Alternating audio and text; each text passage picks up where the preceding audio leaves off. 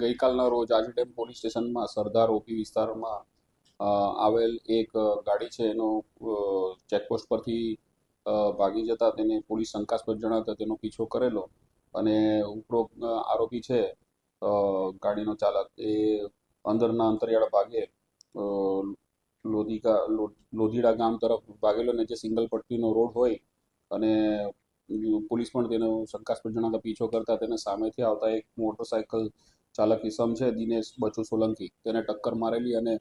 આ બનાવમાં દિનેશ બચુ સોલંકીનું મૃત્યુ થઈ ગયેલું. ત્યારબાદ પોલીસે સ્થળ પર જઈને તપાસ કરતા તેમાંથી ગાડીમાંથી દેશી દારૂ 100 લીટર જેટલો અને 20,000 રૂપિયા જેટલો દેશી દારૂ મળેલો અને આ બાબતે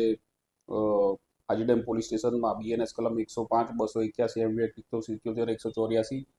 તેમજ પ્રોહિએક્ટ 65E અને 98(2) મુજબનો ગુનો આ કામના જે ગાડીના ચાલક છે આરોપી વિપુલ ભાનુ હાંડા જે કોઠી ગામના છે અને જસદણના છે તે એમના વિરુદ્ધ ગુનો દાખલ કરવામાં આવે છે અને આ કામે રોહી મુદ્દામાલ કબજે કરવામાં આવેલ છે, ગાડી કબજે કરવામાં આવેલ છે અને આગળની તપાસ ચાલુ છે. આ દારૂ છે વનરાજ રામકુભાઈ ગીડા જે લિસ્ટેડ બુટલેગર છે અને બાડલા ગામના છે તેમની પાસેથી લાવેલો અને આ હાલમાં તપાસમાં પહેલી વખત લાવેલી એવું જણાવે છે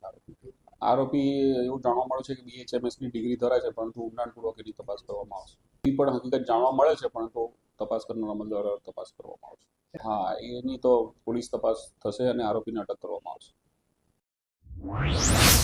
ન્યૂઝ અપડેટ્સ